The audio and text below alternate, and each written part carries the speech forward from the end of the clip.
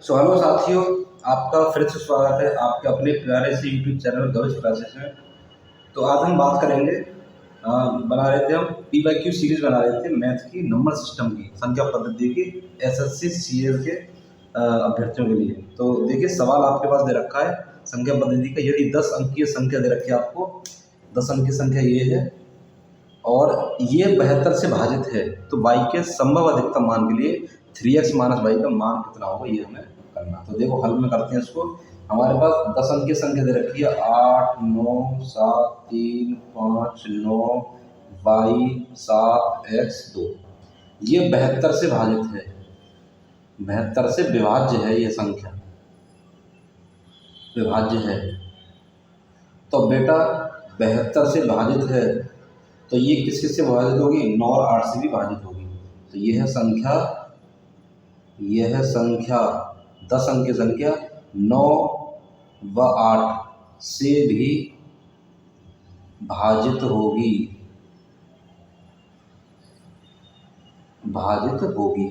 तो 9 से हम चेक करेंगे। 9 से विभाज्यता कैसे चेक करते हैं? 9 से विभाज्यता चेक करते हैं अंकों का योगफल निकाल के। 8 + 9 + 7 + 3 + 5 + 9 + y + 7 + x + 2। और ये किससे करना चाहिए? 9 से विभाज्यता होनी चाहिए। तो इनको जोड़ के हमारा जो आएगा वो आएगा 50 + y + x। ये आपका 9 से भाजित होना चाहिए, 9 से भाजित होना चाहिए। 50 + y + x। अब हम आते हैं 8 से कैसे भाजित चेक करते हैं। 8 से विभाज्यता का नियम क्या है कि अंतिम 3 अंक जो होते हैं वो 8 से विभाजित होने चाहिए। 7x2 बटा 8 से ये भाजित होने चाहिए, 8 से पूरा भाग जाना चाहिए। तो इसीलिए x के संभावित मान क्या क्या होंगे? x का मान एक आ जाएगा आपका 1, 5 और 1 9। ये x के वो मान हैं जो x की जगह रखेंगे हम, तो ये 8 से भाजित होंगे। x के मान के लिए अब x के मान आपको दे रखे हैं 1, 5, 9, तो इसके संगत आपको y के मान निकालने। तो y का मान कैसे निकालेंगे? x बराबर 1 के लिए, x बराबर 1 के लिए y का मान, तो y का मान आ जाएगा 54 - 51, तो कितना हो जाएगा? 3। y का मान आ गया 3, इसमें रखे। ठीक है, ऐसे ही आपको x बराबर, मैं थोड़ा सा मिटाता हूँ इसको, इसकी अब जरूरत नहीं है।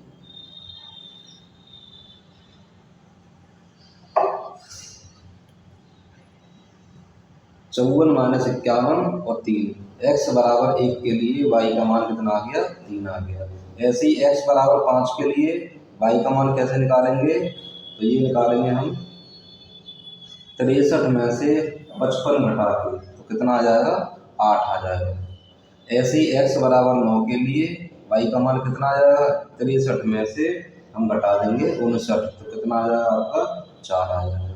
तो x बराबर 1 के लिए y का मान 8 आ गया। x बराबर 5 के लिए, x बराबर 1 के लिए y का मान 3 और x बराबर 5 के लिए y का मान 8, x बराबर 9 के लिए y का मान 4। तो अधिकतम मान किस पर है? अधिकतम मान आपका 8 है y के। तो अधिकतम मान y 8 किस पर है? x बराबर 5 के लिए। तो आपके पास दो मान आ गए, x का मान आपको 5 रखना है और y का मान आपको 8 रखना है। किसमें? 3x माइनस y का मान निकालना है। आप और इसको हल कर लीजिए।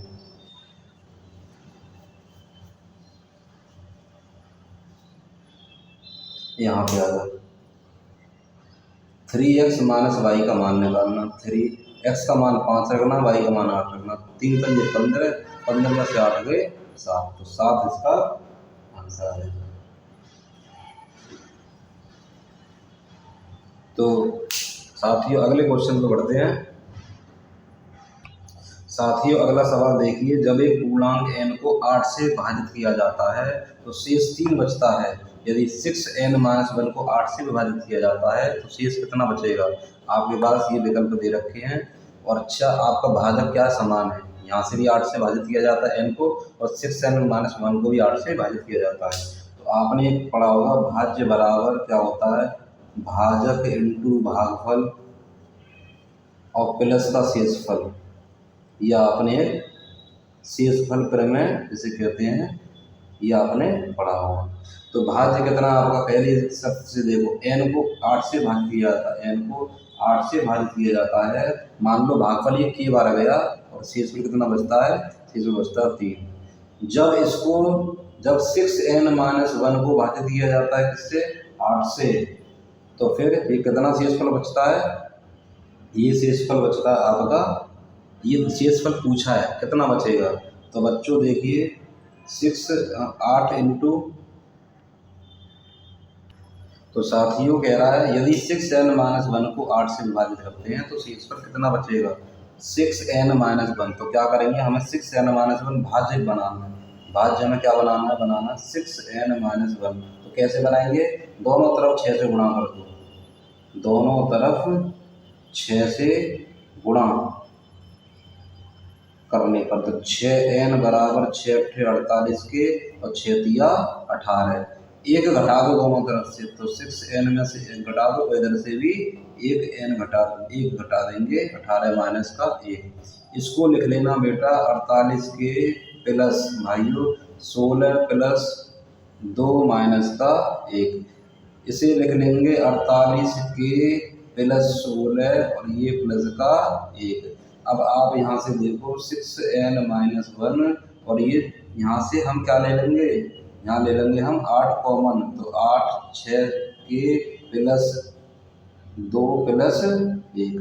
तो जब n में 8 से भाग लगाते हैं तो शेषफल 1 बचता, 3 बचता है, और जब 6n-1 में 8 से भाग लगाते हैं तो शेषफल हमारा कितना बच रहा है, 1 बच रहा है, शेषफल हमारा 1 बच रहा है। ऑप्शन आपका बी करेक्ट।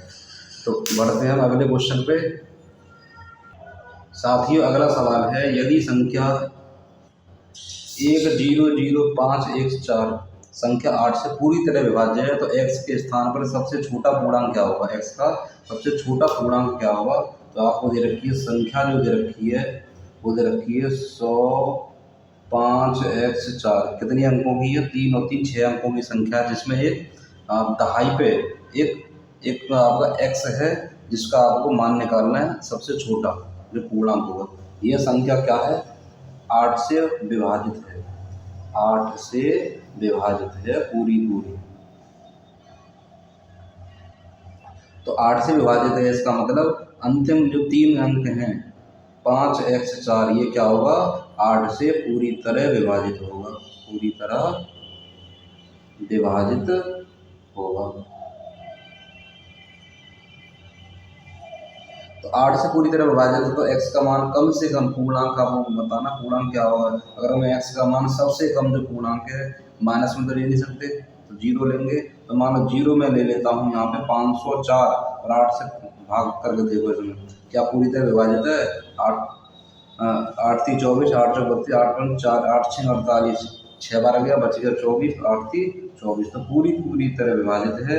इसलिए जो x का सबसे छोटा मान होगा, x के सबसे छोटा पूर्णांक जो होगा वो आपका होगा 1, 0 पे वो क्या है, संख्या विभाजित है। तो आज के इस वीडियो लेक्चर में इतना ही करेंगे। अगले जो भी आपका वीडियो आएगा उस पर हम आगे के सवाल करवाएंगे जो कि आपके संख्या पद्धति से संबंधित होंगे। इसी तरह के लगभग आपके सवाल मिलेंगे, थोड़ा सा परिवर्तन होगा। तो मिलते हैं अगले वीडियो लेक्चर में। अगर ये वीडियो आपको पसंद आया है तो आप इसे लाइक कीजिए, शेयर कीजिए। सो धन्यवाद।